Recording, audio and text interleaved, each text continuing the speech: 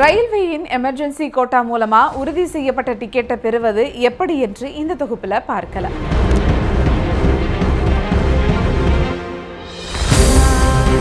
பல ஆண்டுகளாக Indian railway நாட்டு மக்களின் பயணத்தின் உயிர் நாடியாக கருதப்படுகிறது. இந்தியாவில் ஒவ்வொரு ஆண்டும் சுமார் 1000 கோடிக்கும் அதிகமான பயணிகள் ரயில்களில் பயணம் மேற்கொள்கின்றனர். அந்த வகையில பொது போக்குவரத்தில் பேருந்தை விட ரயில் போக்குவரத்து தான் சிறுவர்கள் முதல் பெரியவர்கள் வரை அனைவருக்குமே ஃபேவரட். அது மட்டும் இல்லாமல் பேருந்தை ஒப்பிடும்போது ரயிலின் கட்டணம் மிகவும் குறைவு என்பதால் அனைத்து தரப்பு மக்களும் இது பிடித்தமான மற்றும் சிக்கனமான போக்குவரத்து சேவையா இருக்கு. சில நேரங்கள்ல ரயிலின் பயணம் செய்ய திட்டமிடும் போது கடைசி நேரத்துல உறுதி செய்யப்பட்ட டிக்கெட் கிடைக்காமல் தவிப்பது பலருக்கும் நடக்கும் ஒன்றுதான். சில சமயங்களில் வெயிட்டிங் லிஸ்ட் அல்லது RAC கிடைப்பவர்களுக்கு இருக்கை கிடைப்பது நிச்சயமற்றதாக இருக்கும். இத்தகைய சூழல்ல அவசர தேவைகளுக்காக பயணம் மேற்கொள்பவர்கள் அவசர காலங்கள்ல ரயில்வேயின் எமர்ஜென்சி ஒதுக்கீடு மூலம், அதாவது எமர்ஜென்சி கோட்டா மூலம் காத்திருப்பு பட்டியலில் இருந்து உறுதிப்படுத்தப்பட்ட இருக்கையாக மாற்றலாம். ஆனா இந்த ஒதுக்கீடு அவசர பயணம் தேவைகளை பூர்த்தி செய்வதற்காக உருவாக்கப்பட்டது. இது அனைத்து பொதுமக்களுக்கும் திறந்து இருக்காது. ரயில்வே அமைச்சகம் மற்றும் அதிகாரப்பூர்வ முன்பதிவு விதிகளின்படி இது ஒரு குறிப்பிட்ட வகை பயணிகளுக்கு மட்டுமே ஒதுக்கப்பட்டிருக்கும். இதற்கென சில குறிப்பிட்ட விதிமுறைகளும் முன்னுரிமைகளும் இருக்கு.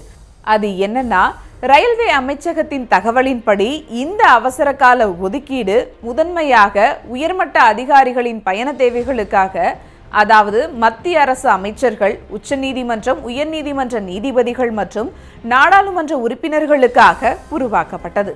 இந்த வகைகளை தவிர ரயில்வே நிர்வாகம் மற்ற அவசர கோரிக்கைகளையும் பரிசீலிக்கலாம்.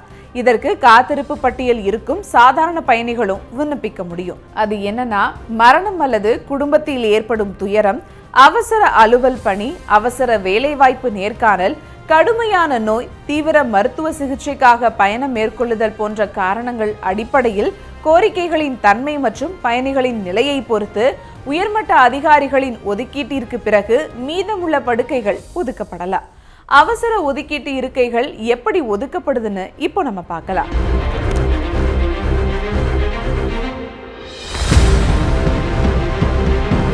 ஒவ்வொரு நாளும் இந்த ஒதுக்கீட்டிற்காக பல்லாயிரக்கணக்கான விண்ணப்பங்கள் வருவது ரயில்வே அமைச்சகத்தின் முன்னுரிமை பட்டியலின்படி இவை பரிசீலிக்கப்படுகிறது. இதற்கு பிறகு பல்வேறு தரப்பிலிருந்து வரும் மற்ற கோரிக்கைகளும் பரிசீலிக்கப்படும்.